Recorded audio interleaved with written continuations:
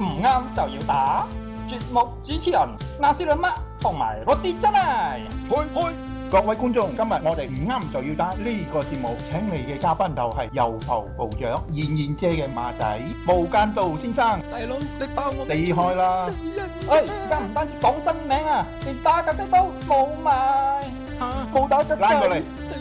死咯！點算啊？燕燕姐，你見到個樣似我，把聲似我，但係絕對唔係我嚟。仲話唔係你夠膽就話180萬嘅 Facebook 單嘢唔關你事。